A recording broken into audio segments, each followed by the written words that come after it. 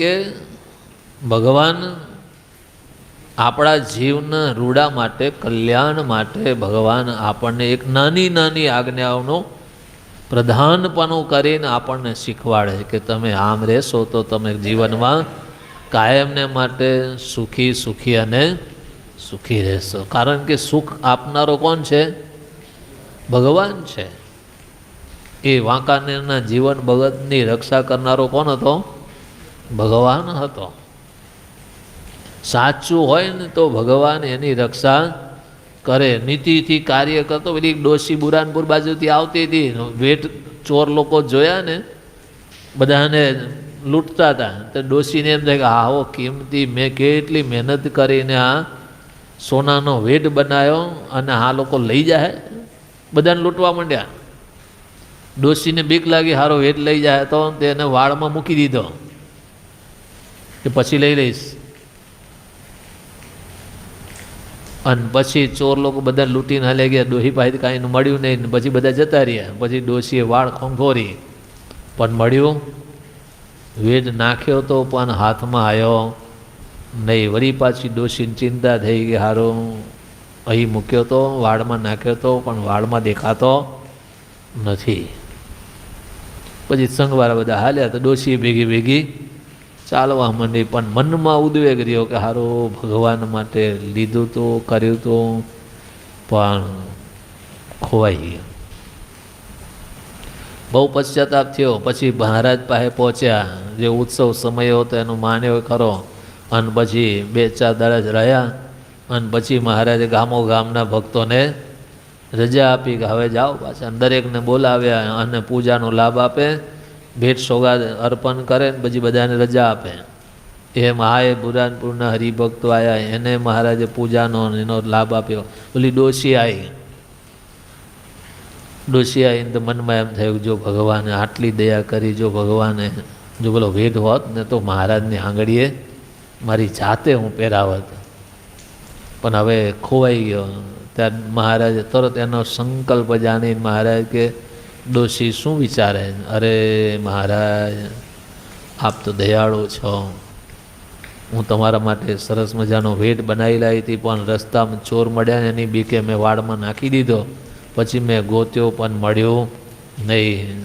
મહારાજ કે કેવો હતો? અરે મહારાજ, સોનાનો ભેટ બનાવ્યો હતો, કેટલી મજૂરી કરીને ભેગું કર્યું હતું, પણ ખોવાઈ ગયો. પછી મહારાજે ગાદલું ઊંચું કરીને કાઢ્યો. મહારાજ કે આ તારો વેટ? અરે મહારાજ, આ તો મારો વેટ છે. મહારાજ કે લે પહેરાય. અરે પણ મહારાજ તમારી પાસે ક્યાંથી? મહારાજ કે તે ફેંક્યો ને ત્યારે મેં લઈ લીધો હતો. હવે એ વખત ભગવાન ક્યાંથી આવ્યા? ભગવાન તો આપણી ભેગા જ છે, પણ આપણને ખબર પડતી નથી. મહારાજ કે ત્યારે વાડમાં નાખ્યો ને ત્યારે જ મેં વેદ લઈ લીધો હતો. તે ગોત્યો પણ તને મળ્યો નહીં, પણ વરે વચમાં કંઈક થાય એટલે મેં લઈ લીધો અને મારી પાસે રાખ્યો. લે આવ પહેરાય તારે. અને ડોશી ચોધાર આંસુએ રડે. મહારાજ આપ આટલા દયાળુ ભગવાન છે. ભગવાનના આંગળીએ વેટ પહેરાયો. તો કહેવાનું કે જો ભગવાન માટે તમે કરો ને તો ભગવાન આપણી રક્ષા કરે. એને પૈસો બચાવીને એમ કહેવાય કે છે કે રેટીઓ કાઢતા કાઢતા જે કાંઈ કમાણી થાય એમાંથી પૈસો બચાવીને ભગવાન માટે આ વેદ સોનાનો બનાવ્યો હતો. અને એ ખોવાઈ ગયો તો બિચારી ડોશીને બહુ દુઃખ થયું. પણ પછી છેલ્લે ભગવાને આપ્યો ને ત્યારે ડોશી એટલી બધી રાજી થઈ, હરખના આંસુ આવી ગયા.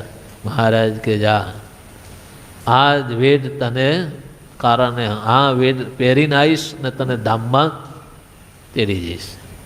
ભગવાન માટે તમે કરો ને તો ભગવાન આપણા માટે શું કરે?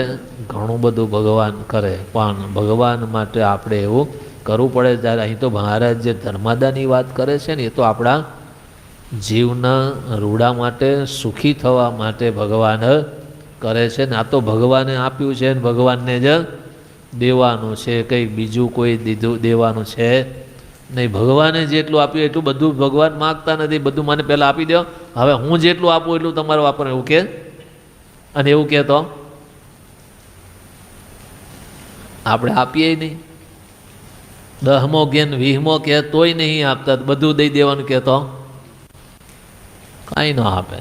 પણ મોટા સંતો સતાનંદ સ્વામી એમ લખે છે, જે આવી રીતે ભગવાનની આજ્ઞા પ્રમાણે કાર્ય કરે અને એ ધર્માદો પણ ભગવાનના મુખ્ય મંદિરો છે, એ મંદિરોમાં જમા થવો જોઈએ. વડતાલ છે, જુનાગઢ છે, ભુજ છે, અમદાવાદ છે, ધોલેરા છે, આ બધા મંદિરો મુખ્ય મંદિરો છે, એમાં જમા થવો જોઈએ. તો હવે આપણે ત્યાં આપવા ક્યાં જઈએ તો અહીં શું થાય? પણ એ વડતાલની 1417ની પોચ છે ને પાવતી, એ લખાય ને એટલે ધર્માદો તમારો ક્યાં જ ગયો? એ લક્ષ્મીનારાયણના ચોપડે ગયો. ભલે અહીંયા આગળથી પહોંચ પાડી હોય, પૈસા અહીંયા જ હોય, પણ એનું બધું એકાઉન્ટિંગ ક્યાં થાય? એ વડતાલમાં થાય.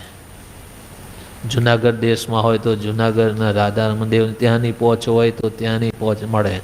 એ મંદિર મુખ્ય મંદિરમાંથી જ પહોંચ બુકો દરેક નાના મંદિરોમાં, શિખર મંદિરોમાં જતી હોય છે. આપણે જે કંઈ પહોંચ પાવતી ફાડીએ છીએ ને એ વડતાલથી જ આવે છે, અને એ વડતાલથી આવેલી પહોંચ જ તમને મળે છે. એમાં જો રજિસ્ટર નંબર 1417ની પાવતી લખેલું હોય, એ લક્ષ્મીનારાયણ દેવના ચોપડે જમા થાય. એ પાવતી વગર કાંઈ કરો નહીં, પાવતી લઈ લેવાની, પાવતીથી કાર્ય કરવાનું, જેથી કરીને કંઈ આડું અવરું થાય નહીં. પણ મહારાજ કહે છે કે ધર્માદો આપવો એ ભગવાનના ભક્ત માટે જરૂરી છે, જેના કારણે જીવ સુખ્યો થાય, ભગવાન આપણી રક્ષા કરે. સહજાનંદ સ્વામી મહારાજની શ્રી